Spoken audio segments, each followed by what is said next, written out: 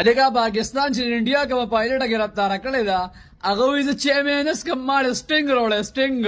مرګرو انډیا پنجاب باندې ډېر خطرناک اوبر پرې خو دی دی وخت کې چې کوم خواږي علاقې دی وسره دغه پسونه مکمل تور سره تباہ و واشول ډېر کورونه پکې خراب شوی دي د حکومت طرف نه وته هاي الرټ جاری شوی دی چې دا قضیه کې څومره علاقې دا ټول خالی کې راتلونکي وخت کې دا نور هم نقصان کولی شي د اوبو چې کم رفتار دی هغه 22000 کیوسک نه زیات دی مطلب دا چې روان وخت کې دا نور هم پسونه تباہ کولی شي او کورونه خرابولی شي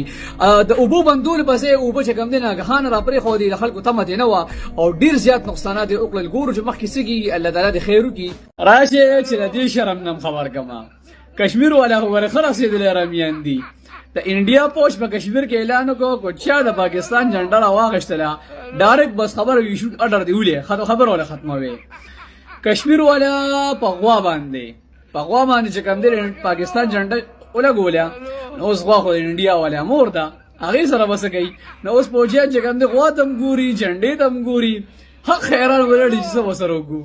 اباسین یوسف زئی صاحب چې تاسو ټول به پیژنې د پښتنو یو لوی شاعر دی انډیا له دمکی ورکړی دا چې مونږه امن غواړو هو ته مونږ امن ته نه پرې دی نو بیا مونږ تاسو هر قسمه حمله ته تیار یو او جواب به درکو او مونږ خپل پاک پورټ سره شانه بشانه ولاړ یو دا اباسین یوسف زئی صاحب وینا دا تاسو دې باره کې څه وایي خپل راي په کمنټس کې لازم راکې دا خبره را سره وره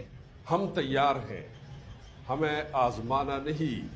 हम हर तरह की जारहियत का जवाब देने के लिए तैयार हैं।